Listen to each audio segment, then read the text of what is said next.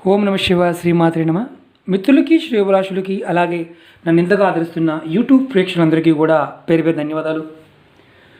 చాలామంది మిత్రులు మెయిల్స్లోను కామెంట్స్లోను శ్రీనివాస్ గారు మేము ఇంట్లో ఉంటున్నాము, మాకు ఇంట్లో దొరికే పదార్థాలతో ఏదన్నా చిన్న చిన్న ఉపాయాలు చెప్పండి, మేము చేసుకోగలిగే ఉపాయాలు, బయటికి వెళ్ళలేకపోతున్నాము అని చాలామంది మిత్రులు అడగడం జరిగింది. ఈరోజు మనం పంచదార, ఉప్పు, అలాగే బిల్వపత్రం, అక్షింతలు, ఎర్రటి క్లాత్, వీటితో ఒక అద్భుతమైన ఉపాయం తెలుసుకుందాం. ఈ ఉపాయం ఆడవారైనా మగవారైనా చేయవచ్చు, పిల్లలు కూడా చేయవచ్చు. ఈ ఉపాయం చేయడం వల్ల ఎలాంటి ఫలితాలు వస్తాయి, ఏ విధంగా చేయాలో మీకు తెలియజేస్తాను. మిత్రులరా, ఈ ఉపాయాలు మన పూర్వీకులు మనకి తంత్ర గ్రంథాల్లోనూ జ్యోతిష గ్రంథాల్లోనూ మనకి చాలా చిన్నవిగా చెప్పడం జరిగింది. మనం మనస్ఫూర్తిగా ఆచరించి ఫలితం పొందడానికి ప్రయత్నించేద్దాం. నమ్మకం లేని వారు ఇలాంటి వాటిని పొరపాటును కూడా చేయమాకండి. అలాగే ఈ ఉపాయం చేయటం వల్ల అనారోగ్యంతో బాధపడుతున్న వారు ఎవరైనా సరే వారికి మంచి ఆరోగ్యం కుదుటపడడానికి అవకాశం ఉంటుంది. అలాగే దిష్టి దోషం, చెడు దిష్టి దోషం పోవడానికి కూడా ఈ ఉపాయం మనకి ఉపయోగపడుతుంది. ఈ ఉపాయానికి పంచదార, ఉప్పు, బిల్వం ఆకు, ఎర్రటి క్లాత్, కొంచెం అక్షంతలు కావాలి. ఎలా చేయాలి, ఏ విధంగా చేయాలి తెలియజేస్తాను. మిత్రులారా, మీకు ఈ వీడియో నచ్చినట్లయితే లైక్ చేయండి, నా ఛానల్ సబ్స్క్రైబ్ చేసుకోండి, గంట సింబల్ని యాక్టివేట్ చేసుకోండి, 10 మంది మిత్రులకు షేర్ చేయండి. ఈ ఉపాయాన్ని మనం ఎవరైనా సరే సోమవారం నాడు చేయాలి. ప్రతి సోమవారం నాడు చేసుకోవచ్చు. ఈ ఉపాయాన్ని మన ఇంట్లో ఎవరైనా అనారోగ్యంతో బాధపడుతున్నారు వారికి మనం ఏం చేయాలంటే చూపిస్తాను మీకు. నేను ఇలా ఒక ఎర్రటి క్లాత్ తీసుకోండి. తీసుకొని ఒక నిమిషం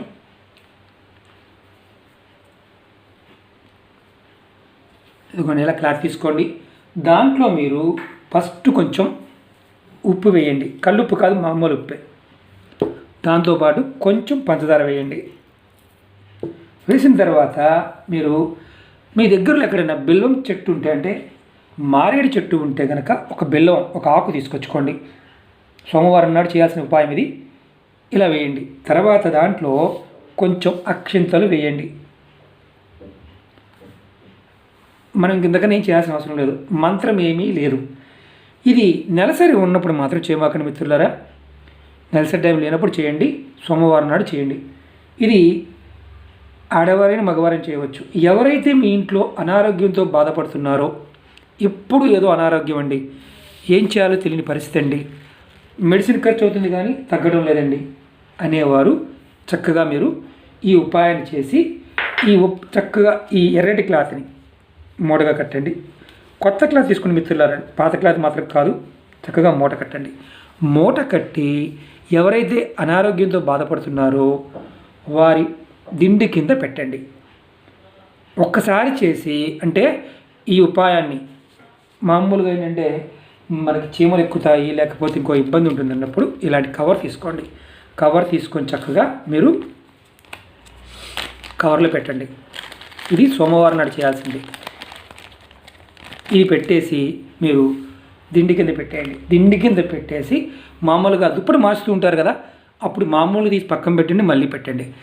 ఈ ఉపాయం అంటే ఇది చేసినప్పుడు ఇంట్లో, అంటే ఈ ఉపాయం అంటే ఈ ప్రయోగం చేస్తున్నప్పుడు నెలసరి టైంలో ఉన్నవారు ఇంట్లో ఉండి చేయొద్దు, మిగతా టైంలో చేసుకోవచ్చు. దీనికి ఎలాంటి అంటే సూతకం కానీ ఇలాంటివి ఏమీ లేదు. నెలసరి టైంలో మాత్రం ఎవరైనా సరే పక్క మార్చినా కానీ పడుకున్నప్పుడు కానీ ఇది మాత్రం అంటుకోవద్దు. పిల్లలతో తీయించండి, అలాగే భర్తతో చేసినా పర్వాలేదు. ఇప్పుడు ఇంట్లో ఉండి చేసుకునే వాళ్ళం కాబట్టి ఆరోగ్యం కుదుటపడడానికి ఈ ఉపాయం ఉపయోగపడుతుంది.